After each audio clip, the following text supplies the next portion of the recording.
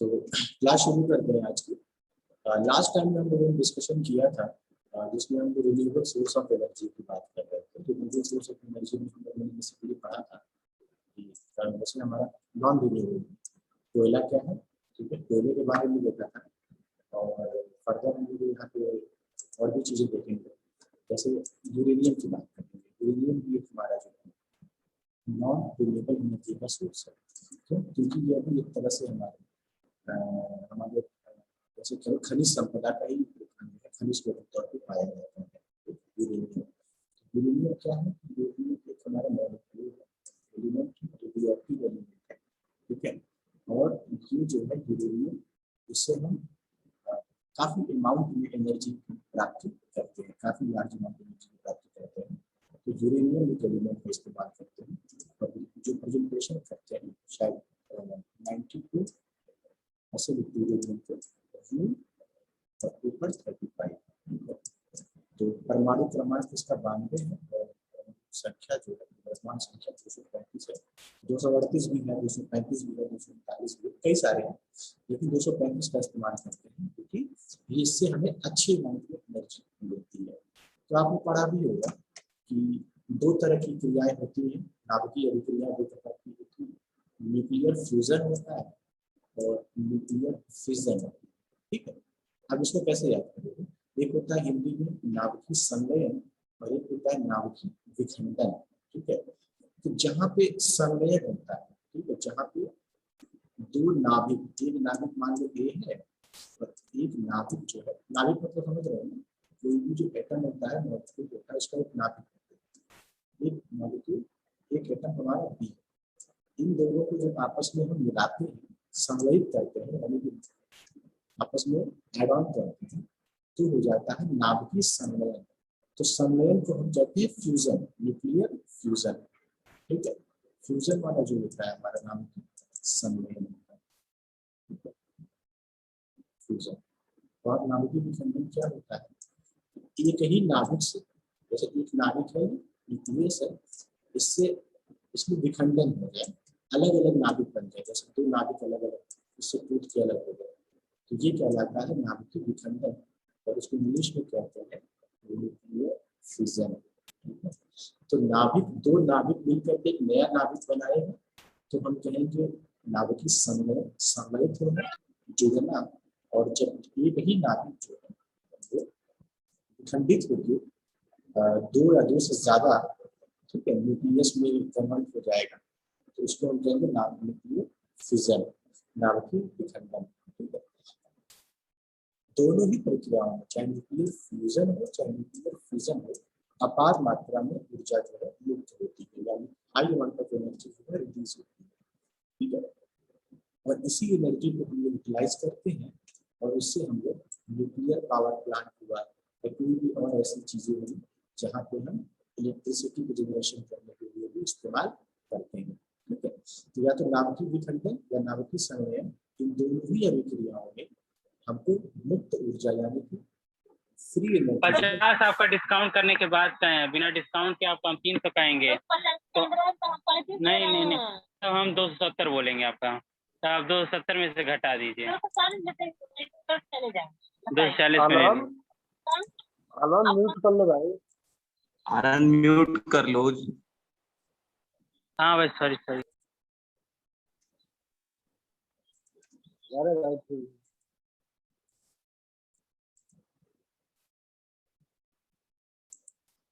चलो ठीक है।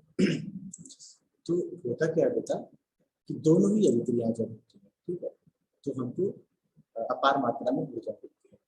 अब क्या होता है, थोड़ा सा बेसिक जानना, आपने वैसे पढ़ा होगा, जैसे हमारा सूर्य है, तो हमारा सूर्य के पास आप समझ लो कि अगर मैं कहूँ कि इस पूरे ब्रह्मांड में ऊर्जा का सबसे बड़ा स्रोत अगर है तो वो क्या है? सूर्य। पूरे ब्रह्मांड में अगर सूर्य ना हो बेटा तो कुछ ना होगा, हम भी नहीं। तो सूर्य की ऊर्जा से ही क्या होता है, सूर्य की ऊर्जा जो है उसी से हमारा जो अगर मैं बात करूँ तो अगर कोई पौधा है, ठीक है, या कोई छोटा सा पौधा है या फिर छोटा सा कोई प्लांट है जो एकदम, तो उसको भी प्रकाश संश्लेषण के लिए क्या सूर्य का प्रकाश चाहिए, मतलब उस पौधे को भोजन बनाने के लिए सूर्य का प्रकाश चाहिए। हमको अगर बरसात करवानी होती है, यानी जब बरसात होता है तो इसी सूर्य के प्रकाश की वजह से ही वाष्पोत्सर्जन की क्रिया होती है, यानी कि भाप बनता है ना, वाष्प बनता है। और वही वाष्प जो है वर्षा की बूंदों के रूप में पृथ्वी पर गिरता है। ठीक है, तो अगर बारिश नहीं होगा हाँ, तो क्या कोई भी जीव रह पाएगा? चाहे वो पशु होगा, चाहे वो पक्षी हो, चाहे वो जीवधारी, कोई भी जीवधारी होगा वो नहीं जीवित रह सकता। तो सूर्य जो है अल्टीमेट सोर्स ऑफ एनर्जी। ठीक है, इस सूर्य के अंदर भी क्या है कि यही न्यूक्लियर रिएक्शन होता है। ठीक है, आप बता सकते हो कि सूर्य के अंदर जो है वो न्यूक्लियर फ्यूजन होता है, तो न्यूक्लियर फ्यूजन होता है यानी कि नाभिकीय संलयन होता है या नाभिकीय विखंडन होता है सूर्य के अंदर। इस बारे में किसी को जानकारी नहीं है, कमेंट में या चैट में आप लोग बता सकते हो। बहुत बेसिक क्वेश्चन है, क्लास 8th 9th का क्वेश्चन पढ़ा होगा आपने। सूर्य का जो प्रकाश है, सूर्य की जो ऊर्जा है, ठीक है, उसके पीछे जो कारण है वो यही है, नाभिकीय, इन्हीं दोनों में से एक है, नाभिकीय संलयन और नाभिकीय विखंडन।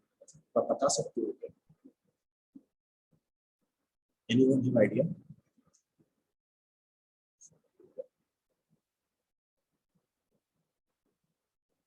कोई आइडिया इस बारे में? कोई आइडिया नहीं है? हाँ यार, आप कुछ भी लिख के बताओ तो मैं समझ में आया मेरी बात। मुझे डिपेंड करेगा ना मैं कितना आपको एक्स्ट्रा दे पाऊंगा। देखो मैंने पहले बताया इस सब्जेक्ट में ऐसा कुछ भी नहीं है कि आप जो पढ़ नहीं सकते हो खुद से। ठीक है, लेकिन मेरी कोशिश हमेशा यही रहेगी कि मैं आपको कुछ अलग से पढ़ाने का प्रयास करूँ। बियॉन्ड द सिलेबस में कुछ आपको ऐसी चीजें बताऊँ जो आपके लिए फ्यूचर में या अभी जब भी आप कभी कॉम्पिटिशन से बैठोगे, कभी भी कहीं इंटरव्यू करोगे, जनरल आप करोगे, मतलब नॉलेज गेन हो, ये तब हो पाएगा जब मुझे फीडबैक मिलेगा कि मेरा कहाँ हुआ या मेरा कुछ भी बोला हुआ आप तक पहुँचेगा। ठीक, आता है नहीं आता है बात की बात है, एटलीस्ट एक्सपेक्ट करता हूँ कि कुछ भी आपको एक फीडबैक मिलेगा। ठीक है, हाँ या ना। म्यूट है बेटा, आप अनम्यूट नहीं कर सकते हो, चैट करके मुझे बता दो अगर किसी को बताना है।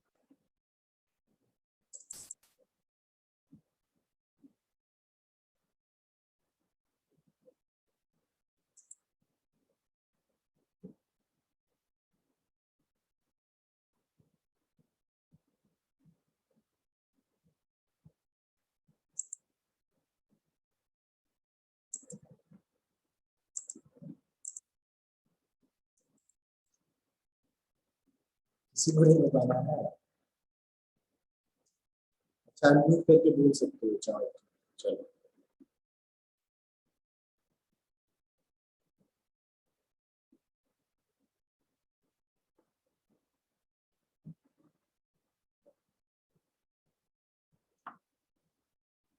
चलो ठीक है, कहानी आगे बढ़ाते हैं। तो देखो सूर्य के अंदर जो क्रिया होती है तो नाभिकीय संलयन की होती है। ठीक है, नाभिकीय संलयन, संलयन मतलब क्या होगा? संघ मतलब होता है साथ साथ। ठीक है, तो जुड़ना, नाभिकीय संलयन के दो नाभिक जुड़ते हैं। ठीक है, तो सूर्य के अंदर क्या होता है, दो नाभिक जुड़ते हैं। किसके नाभिक होते हैं? हाइड्रोजन। हाइड्रोजन को ऐसे लिखते हैं, तो मान लो दो हाइड्रोजन के नाभिक जुड़ेंगे और क्या बनाएंगे, ये बनाएंगे हीलियम का नाभिक। इसको हम रिप्रेजेंट करते हैं हीलियम को He लिखते हैं और केमिस्ट्री में आप पढ़े होंगे, और हाइड्रोजन को लिखा है 1H1। तो दो हाइड्रोजन के नाभिक मिलकर एक हीलियम का जो है नाभिक बनाते हैं, और इस क्रम में बहुत ज्यादा अमाउंट में ऊर्जा रिलीज होती है। ठीक है, तो सूर्य के अंदर भी क्या होता है, यही होता है कि इस नाभिकीय संलयन के लिए भी बहुत सारी ऊर्जा की आवश्यकता पड़ती है। इस नाभिकीय संलयन को कराने के लिए भी बहुत सारी ऊर्जा की आवश्यकता पड़ती है।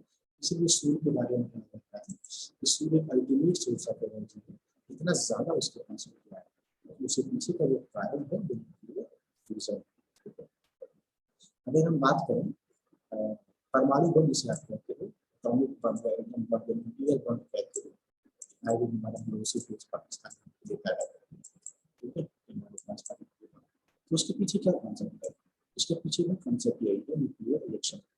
लेकिन जो हमारा एटम बम होता है वहां पे न्यूक्लियर फिजन ना होकर के वहां पे न्यूक्लियर फिजन होता है, यानी नाभिकीय विखंडन होता है।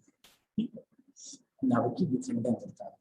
ठीक है, और इस नाभिकीय विखंडन की अभिक्रिया को रोका जा सकता है, एक समय तक इसको रोका जा सकता है, लेकिन नाभिकीय संलयन की अभिक्रिया को बहुत मुश्किल से रोका जा सकता है, यानी कि रोकना बहुत मुश्किल है।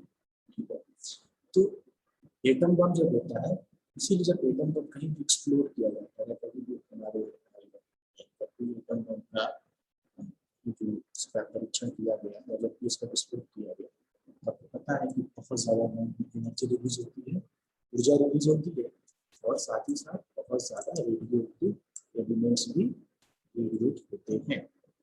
ठीक है, तो एटम बम का भी कॉन्सेप्ट होता है। तो मैं इसलिए कह रहा था कि अगर मैं इस ऊर्जा को विनाश न करके हम अगर सही कार्य में लगाएं, यानी कि प्रोडक्शन में लगाएं, कुछ यूजफुल जो ह्यूमन के लिए हम इंसानों के जीवन को आसान बना सके, तो भी हम इसका इस्तेमाल कर सकते हैं।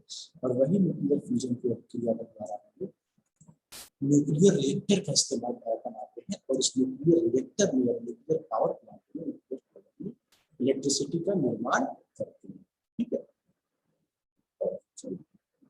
एडवांटेजेस के बारे में जानते हैं कि जैसे अगर मैं कहूँ कि 1 किलोग्राम अगर हमारे पास समझो 1 किलोग्राम यूरेनियम है, 1 किलोग्राम, और आपके पास अगर 27 लाख किलो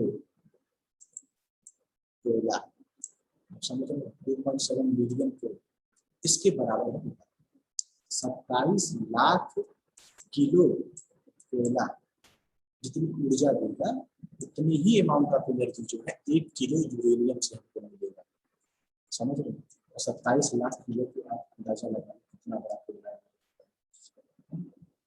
यहाँ पे लिखा है 1 kg uranium 235 corresponding to 2.7 million. ठीक है, मिलियन जो होता है 10 लाख के बराबर होता है, 1 मिलियन जो है वो 10 लाख के बराबर होता है, तो 2.7 मतलब 27 लाख। ठीक है, एक इसका डिसएडवांटेज क्या है, इसका एक नुकसान क्या है? नुकसान बेटा ये है कि अगर न्यूक्लियर रिएक्टर में मान लो जो हमारा रेडिएशन होता है वो रेडियो एक्टिव एलिमेंट्स का होता है, सब्सटेंसेस का होता है, और ये रेडियो एक्टिव एलिमेंट्स जो है इसको हम नेचर से वाइप आउट नहीं कर सकते, यानी खत्म नहीं कर सकते। अगर हमारे हवा में रेडिएशन है, हमारे एटमॉस्फेयर में रेडिएशन है, तो इसको हम पूरी तरीके से हटा नहीं सकते, जो बहुत डेंजरस होता है।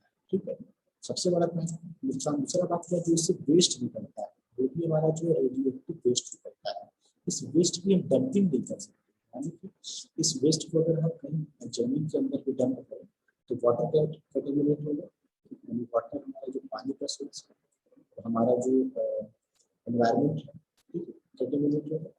तो डंपिंग का सबसे बड़ा इसमें आता है। चौथी चीज क्या है कि अगर इसको इस प्लांट को मान लीजिए हमारा न्यूक्लियर प्लांट है, इस प्लांट को अगर हमने बेटा असावधानी पूर्वक यानी सावधानी से नहीं किया और इसमें कहीं से भी कुछ इस प्रकार का एक्सप्लोजन हो जाए या कुछ लीकेज हो जाए या कुछ इस तरह का एक्सीडेंट हो जाए, तो जो बहुत बड़ा मतलब समझ रहे हो कि बहुत बड़ी आबादी को ये प्रभावित करेगा। यानी वहाँ किसी भी प्रकार की जो बायो एक्टिविटी है, इंसानों की एक्टिविटी है, जानवरों जीवों की, पक्षियों की, पशुओं की,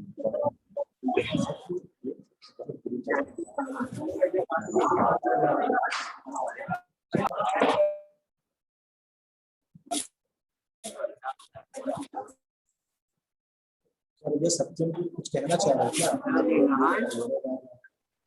बताओ।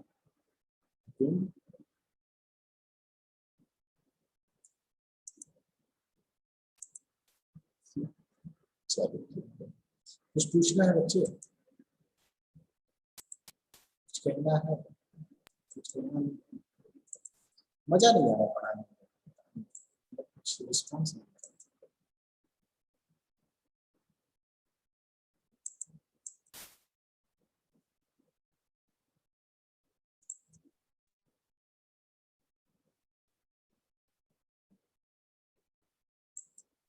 Hello, yes sir.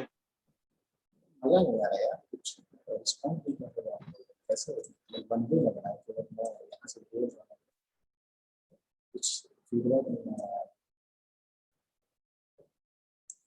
मतलब कुछ ऐसा कि हाँ समझ में आ रहा नहीं आ रहा है, कुछ भी मतलब होता है ना, कम्युनिकेशन होता है। कम्युनिकेशन मतलब हम आपसे कुछ कह रहे हैं, आपसे लग रहा है कि मैं बस कथा बात रहा हूँ, कथा बात ऐसा ना एटलीस्ट पिछले चल आ रहा है, ठीक है सर, चल रहा है, सही चल रहा है। अच्छा सर नहीं आ रहा, ये नहीं आ रहा, कोई दिक्कत, कोई बुरा मानने वाली बात नहीं। आप पढ़ रहे हैं, आपको अगर नहीं समझ में आ रहा तो पूछना चाहिए, कोई भी सब्जेक्ट हो, उससे हौसला बनता है पढ़ने का। आप पूछना चाहिए, अगर नहीं पूछना है तो हमसे ये कह सकते हैं, हाँ सर ठीक है, चल रहा है, सही चल रहा है। सर हाँ बोलो।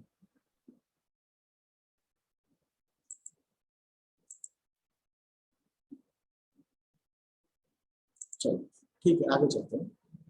अब देख लीजिए, क्वेश्चन एग्जाम में कई बार आया हुआ है, ठीक है, वही चीज जो मैंने बताया हुआ है, रिन्यूएबल नॉन रिन्यूएबल के बारे में आज मैं ट्यूटोरियल क्वेश्चन देता हूँ। ट्यूटोरियल क्वेश्चन में आपको आज इस वीक में जो लास्ट वीक में थोड़ा बहुत पढ़ाया हुआ है, और इस वीक में जो पढ़ाया है उससे भी क्वेश्चन बनेगा, ठीक है। ट्यूटोरियल क्वेश्चन में आपको ग्रुप पे डालेंगे, है ना। तो रिन्यूएबल के बारे में आप जानते हैं क्या है, जिसमें कोई डीके नहीं होता है, यानी इस्तेमाल करते जाओ करते जाओ करते जाओ, खत्म नहीं होता। नॉन रिन्यूएबल क्या है, यूज एक बार हो गया, अगर कोयला खत्म हो गया तो दोबारा हम उसको ला नहीं सकते, एक बार इस्तेमाल करते करते, ठीक है, तो दोबारा हम इसको क्षणिकता बोलते हैं। हाँ, इसको विदाउट डीके भी इस्तेमाल कर सकते हैं, नॉन रिन्यूएबल में इस्तेमाल नहीं, दोबारा हम प्राप्त नहीं कर सकते, सही बात। जैसे हमारा तेल है, पेट्रोलियम है, डीजल है, अगर मैं एक बार यूज कर लिया तो दोबारा हम इसको प्रोड्यूस नहीं कर सकते, ठीक है। रिन्यूएबल क्या है, हमारे जो एटमॉस्फेयर के लिए काफी अच्छा है, मतलब कार्बन डाइऑक्साइड का जो इमिशन होता है वो लगभग 3 से 4% के आसपास होता है हमारे एनवायरमेंट में। तो कार्बन डाइऑक्साइड का बहुत कम मात्रा में उत्सर्जन करता है। वहीं पे अगर मैं बात करूँ नॉन रिन्यूएबल की और नवीकरणीय की, तो 91 से 94% है कार्बन डाइऑक्साइड का इमिशन। मतलब कि जितने हमारे इस तरह के कोल, पेट्रोल, डीजल, गैसेस हैं वो ज्यादा एनवायरमेंट को नुकसान पहुंचाते हैं, आप देख सकते हो, ठीक है। और जब कार्बन डाइऑक्साइड का एनवायरमेंट में ज्यादा होगा तो सिंपल सी बात है, जो ग्लोबल वार्मिंग है, ग्लोबल वार्मिंग जानते हो ना, उष्मीय प्रभाव या उष्मन प्रभाव करते हैं, ठीक है। मतलब जो हमारा टेम्परेचर, जो एटमॉस्फेयर जो है, पृथ्वी जो है वो गर्म हो रही है, उसके पीछे उस कॉन्सेप्ट को ग्लोबल वार्मिंग कहा जाता है, बढ़ गया है। तो ग्लोबल वार्मिंग के लिए जिम्मेदार होती है गैसें, कार्बन डाइऑक्साइड जैसी गैसें जो है ग्लोबल वार्मिंग के जिम्मेदार, ठीक है। तो जहाँ पे ये कार्बन डाइऑक्साइड की मात्रा यहाँ पे ज्यादा है, इसीलिए वो जो मेन रीजन है, one of the main reason behind the global warming, उसमें ओके।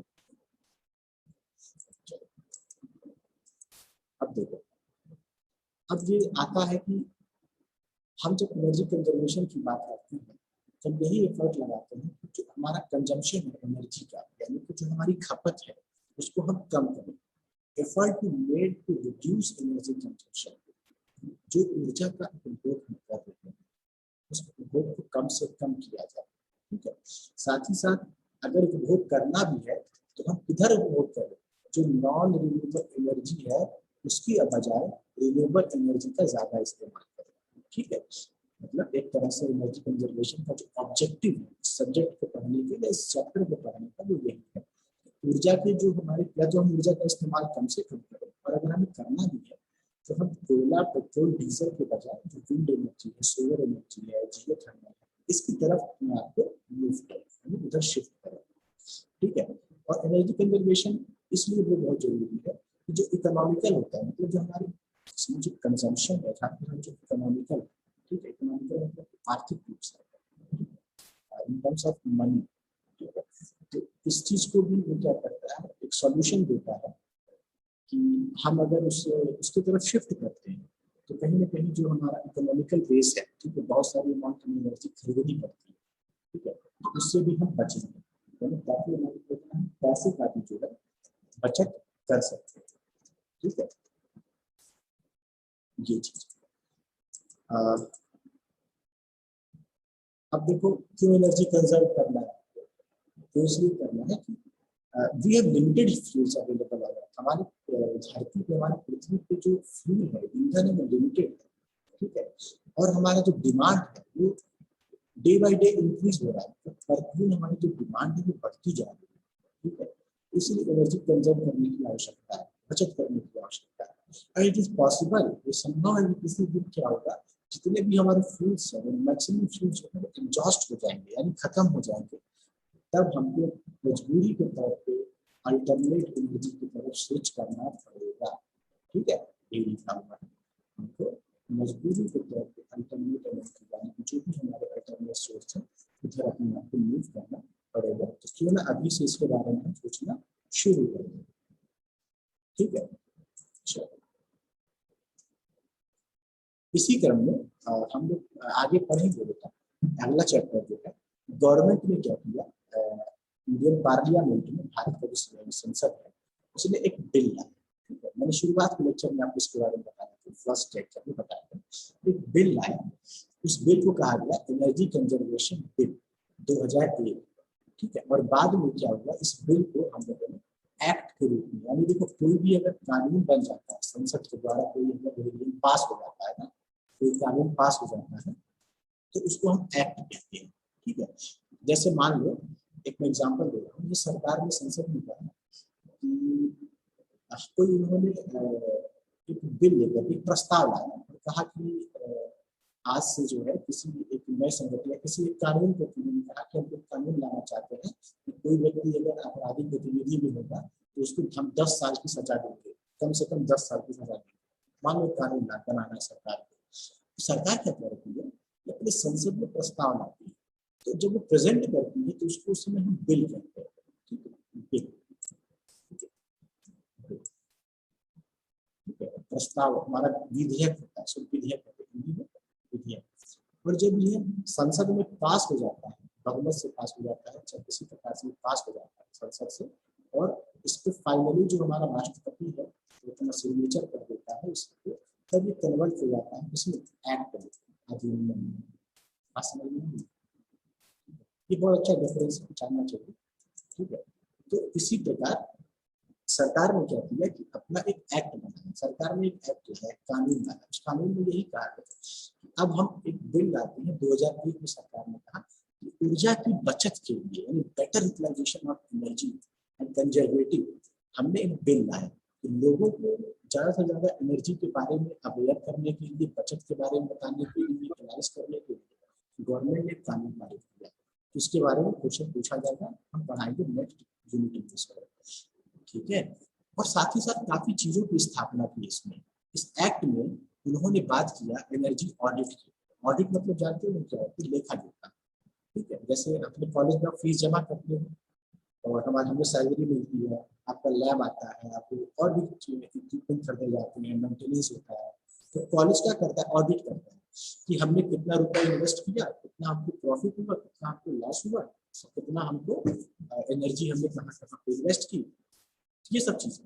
तो जब ऑडिट किया जाता है तो एक एक्सपर्ट द्वारा जो है एनर्जी का भी ऑडिट किया जाता है, ठीक है, कि किस सेक्टर में कौन सी एनर्जी का इस्तेमाल करना चाहिए। ऑडिट का मतलब कि अगर हम क्या क्या बुनियादी चीजों पे काम करें, एनर्जी का कंजम्पशन कम हो जाए, ठीक है। अगर एनर्जी कहीं ज्यादा कंज्यूम हो रही है तो उसकी रिपोर्ट बनाएं और उसको हम दूर करने का प्रयास करें। तो इस प्रकार जो टेक्नोलॉजी का इस्तेमाल करते हैं वो होता है एनर्जी ऑडिट, ठीक है। तो इस बिल में एनर्जी ऑडिट की बात की गई, पहली बात। दूसरी बात की गई कि BEE का मतलब होता है बेटा ब्यूरो ऑफ एनर्जी एफिशिएंसी, ठीक है। Bureau of energy efficiency, bureau मतलब एक तरह से संगठन, एक तरह से संस्था। एनर्जी एफिशिएंसी मतलब ऊर्जा की जो क्षमता है या दक्षता है, ठीक है, ऊर्जा दक्षता। तो ब्यूरो ऑफ एनर्जी एफिशिएंसी की एक स्थापना की गई, एक तरह से ये बॉडी, एक संगठन जो क्या करता है, जो वॉच करता है कि कहाँ पे एनर्जी का कंजम्पशन का क्या पैटर्न, मतलब घरेलू लेवल पे अगर हम बात करें तो क्या एनर्जी कंज्यूम करते हैं, इंडस्ट्री लेवल पे हम क्या एनर्जी कंज्यूम कर रहे हैं, हम मतलब कि जो भी हम सबकी बात करते हैं, हम आप बिजनेस में सब आ गए। हम ग्रामीण अर्थव्यवस्था है, जो गांव का परिवेश है, वहाँ पे कितना एनर्जी का कंजम्पशन है, शहर में क्या है, ठीक है। तो इस प्रकार का एक संस्था है जो वॉच करती है, ब्यूरो ऑफ एनर्जी एफिशिएंसी, ठीक है, ऊर्जा के मानकों को एक तरह से ये निगरानी करती है, ठीक है। पढ़ेंगे आगे इसको। फिर आता है बेटा स्टार रेटिंग के बारे में, ठीक है। स्टार रेटिंग क्या है? स्टार रेटिंग एक तरह से सर्टिफिकेशन है। सर्टिफिकेशन मतलब समझते हो, सर्टिफाइड किया गया, ठीक है। जैसे हम जो कोई सामान खरीदते हैं तो घर वाले कहते हैं भाई मार्का होना चाहिए, ISI मार्का होना चाहिए, ठीक है। तो कुछ ज्वेलरी खरीदते हैं तो कहते हैं ना कि BIS गोल्ड मार्क होना चाहिए, ठीक है।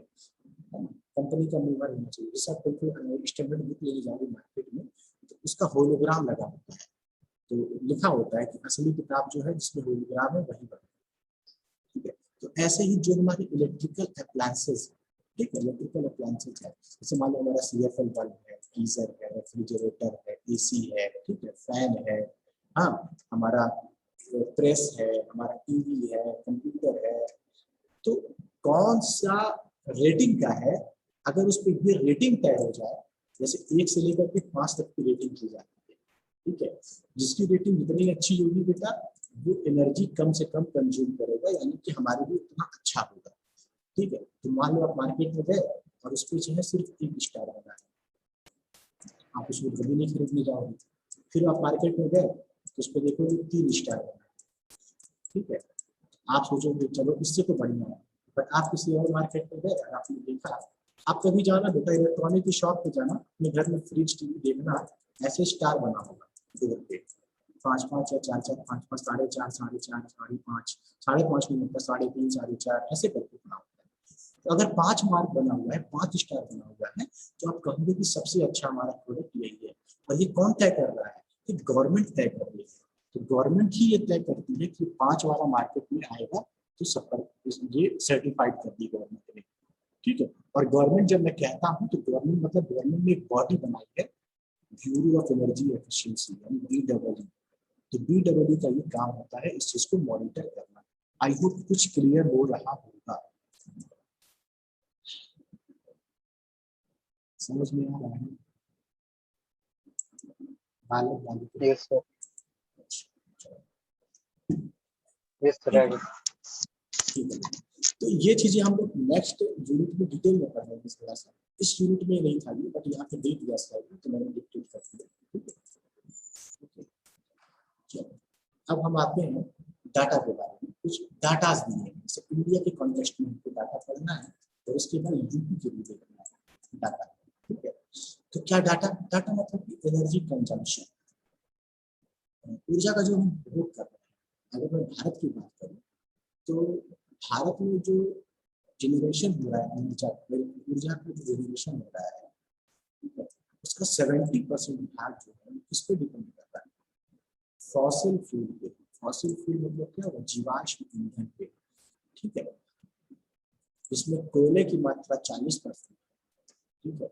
बाकी क्रूड ऑयल यानी कच्चा तेल, जिसमें डीजल और पेट्रोल आया, नेचुरल गैस जिसमें मीथेन, प्रोपेन, ब्यूटेन आया, ये मिला करके हमारा 70% जो है नॉन रिन्यूएबल एनर्जी के रिसोर्स पे डिपेंड करता है। तो इंडिया का जो 70% एनर्जी का जो कंजम्पशन हो रहा है, जनरेशन हो रहा है, फॉसिल फ्यूल है, ठीक है, सबसे ज्यादा 70%, ठीक है। उसमें हमारा 40% कोयला है, ठीक है। कच्चा तेल हमारा कितना है? 24% है। कच्चा तेल मतलब वही जिससे हम पेट्रोलियम उत्पाद बनाते हैं, ठीक है। इसमें डीजल हो गया, पेट्रोल हो गया, केरोसिन हो गया, ये सब। नेचुरल गैस जो है वो 6%, प्राकृतिक गैस इसमें मीथेन, एथेन, प्रोपेन, ब्यूटेन, ये सब गैसेज आते हैं, ठीक है। वही कहा गया कि 2030 तक क्या होगा, India's dependency on energy imports is expected to exceed by 53%। मतलब ये कह रहा है कि 2030 तक जो भारत जो है एनर्जी इंपोर्ट करता है, इंपोर्ट मतलब आयात करता है, ठीक है, बाहर के देशों से मंगाता है, ठीक है, उसमें 53% का और इजाफा हो जाएगा। आप समझ रहे हो? जैसे अगर हम बात कर रहे हैं कि हमारे पास अगर 1 लाख, मान हमारे पास 10,000 मेगावाट कंजम्पशन है, तो आने वाले 30 में जो है हमको 15,000 मेगावाट कंजम्पशन की हमको और बाहर से आवश्यकता पड़ेगी, समझ रहे? लगभग 53% जो है वो एक्सीड कर जाएगा, ठीक है। In 2019 the country imported, 2009-10 का डाटा दिया है पूरा कि भारत ने कितने मिलियन टन क्रूड ऑयल खरीदा था, कितने मिलियन, समझ रहे? मतलब 159.26 लाख टन, मैं इसको पढ़ता हूँ, 159.26 लाख टन, इसको मैं ऐसे पढ़ूंगा 15926, ठीक है, समझना। हाँ, कितने लाख टन, अब इसको ऐसे पढ़ो, तो कितना क्रूड ऑयल हो गया, आप सोच सकते हो कितना क्रूड ऑयल हमने परचेज किया है, ठीक है। तो कितना पैसा भारत को पे करना पड़ा, बाहर के देश में बहुत ज्यादा पे करना पड़ा, और उससे हमने अपनी घरेलू जो है 80% जो हमारा कंजम्पशन जो है वो डोमेस्टिक क्रूड ऑयल कंजम्पशन में, मतलब गाड़ियों में, पेट्रोल में, डीजल में, ठीक है। In India 31% of countries total imports are, मतलब भारत का अगर मैं सिर्फ बात करूं कि चाहे वो खाने पीने कपड़े सबकी बात करें, तो भारत के जो पैसे का बहुत बड़ा हिस्सा, यानी कि हमारी जीडीपी जिसे हम कहते हैं, आप न्यूज में सुनते हो, उसका एक बहुत बड़ा हिस्सा जो है हमारे खर्च का, उसमें हम 31% जो है, इंडिया 31% कंट्रीज टोटल जितना इंपोर्ट करते हैं, मान लो हमने 100 सामान बाहर से मंगाया होता है, ठीक है, 100 रुपए का सामान बाहर से मंगाया, 31 रुपए का सिर्फ और सिर्फ हम तेल मंगाए, कच्चा तेल, ठीक है। तो ये कहीं ना कहीं हमारी कंट्री की अर्थव्यवस्था के लिए बहुत ही ज्यादा घातक है, और आप देख भी रहे हो, महसूस कर सकते हो आज की डेट में हम कितना महंगे दाम पर तेल, पेट्रोल, डीजल हम खरीद रहे हैं। इसका पीछे कारण है, यही कारण है। कभी क्लास में हम लोग बैठेंगे तो डिस्कस करेंगे, जब जल्दी क्लासेस शुरू हो जाए, ठीक है, तो और भी कुछ बताने में मजा आएगा, ठीक है। अगर कोई भी दिक्कत, कोई भी समस्या हो इस टॉपिक से रिलेटेड, तो मुझसे आप पूछ सकते हो, बाकी अटेंडेंस शेयर कर देना, ठीक है, कोई दिक्कत हो तो बताना। सेक्शन ए वाले